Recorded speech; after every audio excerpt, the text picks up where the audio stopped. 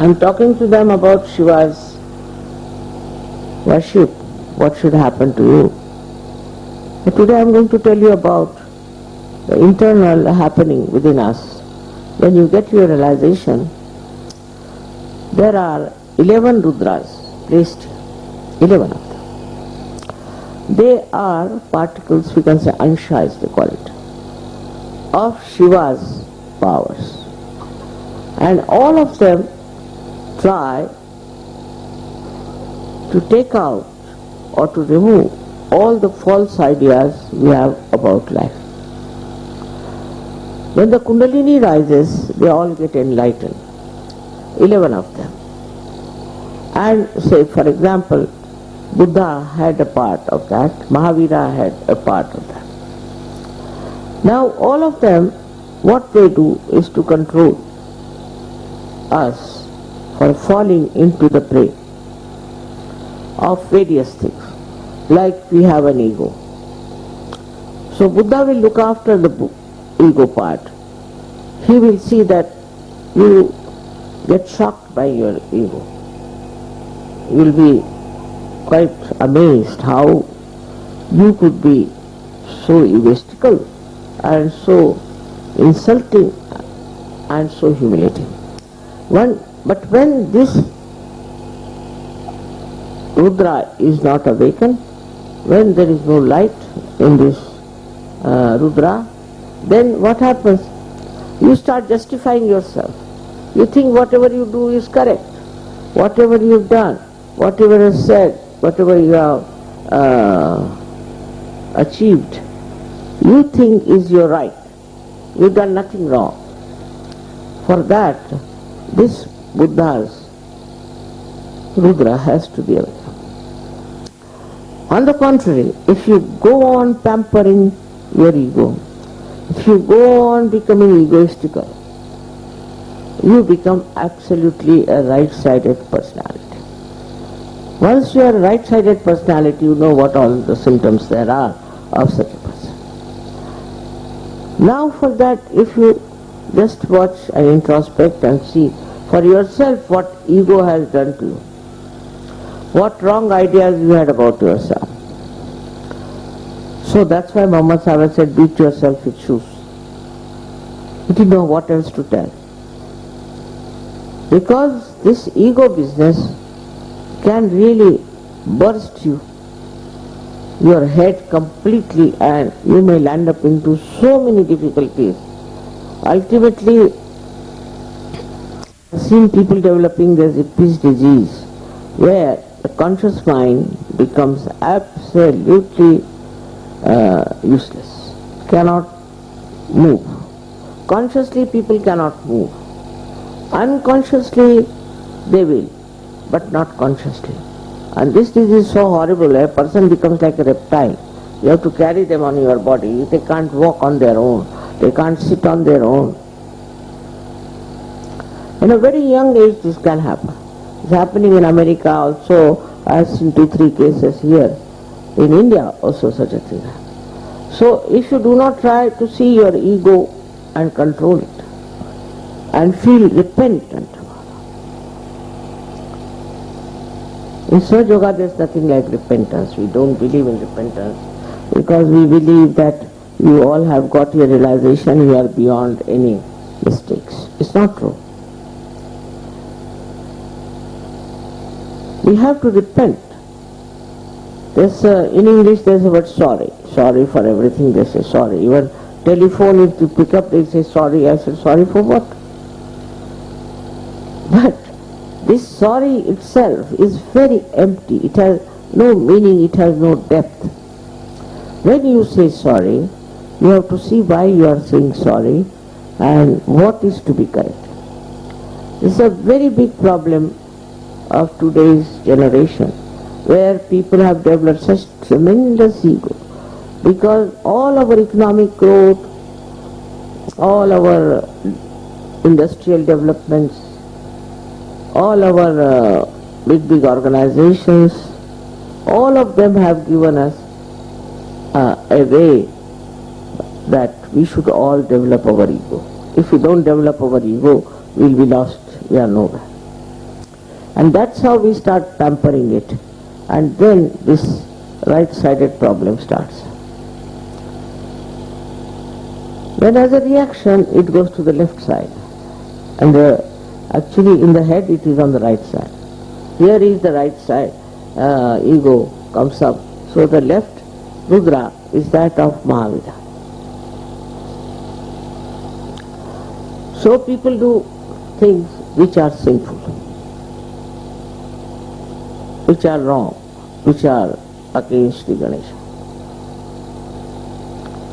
Then also there are controlling powers of Mahavira who controls. He says, you will go to hell, this will happen. He describes all the hell, all kinds of hell, that you will go to hell and you will be burnt alive. I don't know, all kinds of things he describes to frighten. But that doesn't help. So people start getting more onto the left side, and I should say to this Rudra, when this Rudra gets helpless, then a tremendous depression comes. One feels very depressed. Oh God, what a depression I have, I am so sick, I am this thing. And then you try to frighten others with your depressions. You show sort of what you call emotional blackmail, you do. All kinds of things you will do and beat your head and do all kinds of things. Could be through ego, could be through this left side problem of the left Rudra. These two Rudras are very important because they are directly connected with our left and right sympathetic nervous system. So it's very important to see that we don't fall a prey to these Rudras. These Rudras are to be satisfied.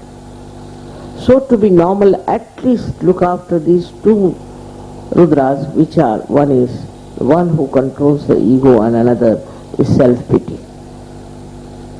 I just can't do it, and this, that, and all kinds of depression. All this works out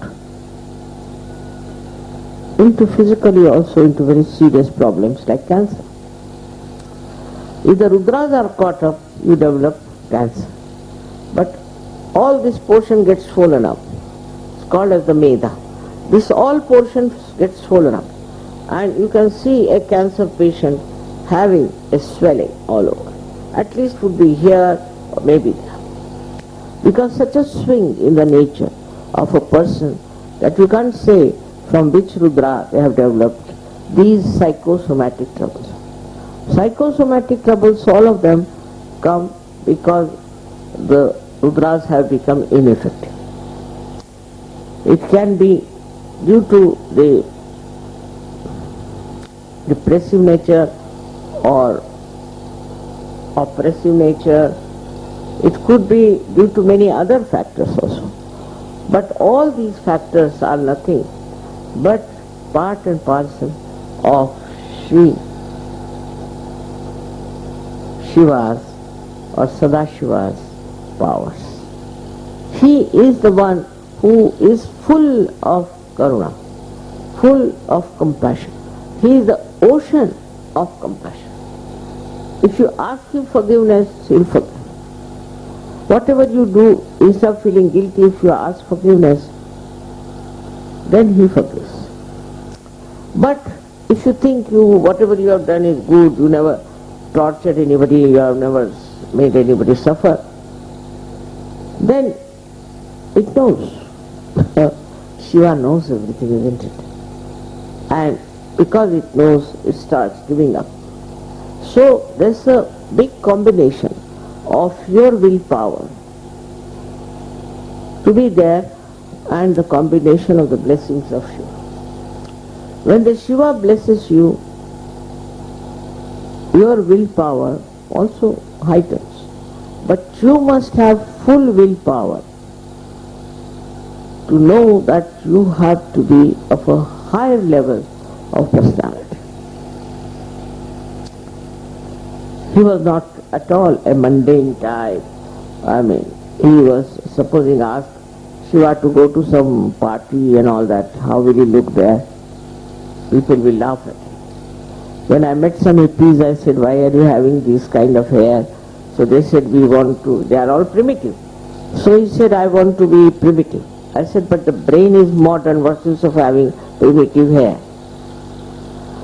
So, deception, deceiving yourself is not going to help. Best thing is to face yourself and understand what wrong you have been doing. If it works out, I tell you, so many Saj Yogis are sitting here. If you correct yourself and become that, I am sure all the problems, political, economic, and all stupid problems we have will be finished. But today it's such a mixture due to Kali Yuga that even the worst people are carrying on. Now we have a responsibility to save this world. We have a responsibility to create a great, honorable life, which is not superficial, which is not just to show off, but inside. It should develop so that this light of your spirit spreads and enlightens this world. It's very important to understand.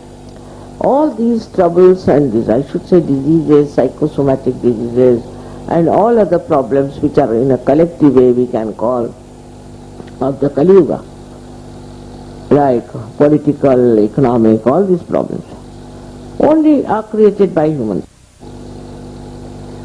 They are not created by the divine force, but divine force tries to neutralize them if there are many Saj Yogis who are practicing Saj Yoga in the real sense of the word. If that could be done, if that could be achieved, then I think we can do a lot for the betterment of humanity, and that's why we have got realization.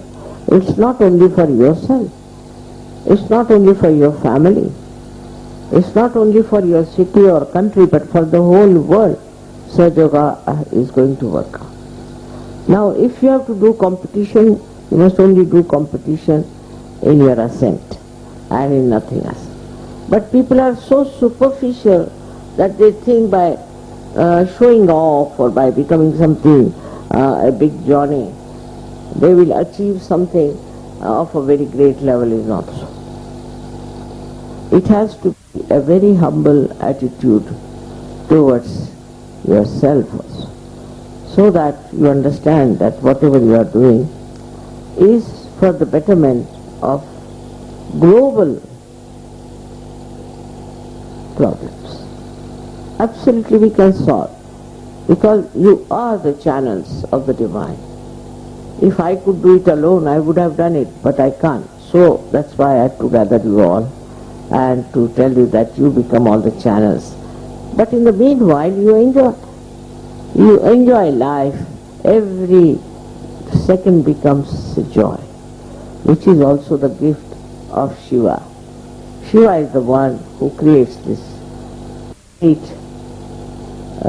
admiration and great appreciation of every moment, everything that is done.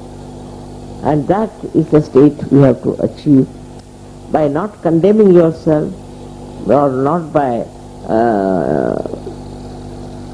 pampering your ego, but by seeing what you are.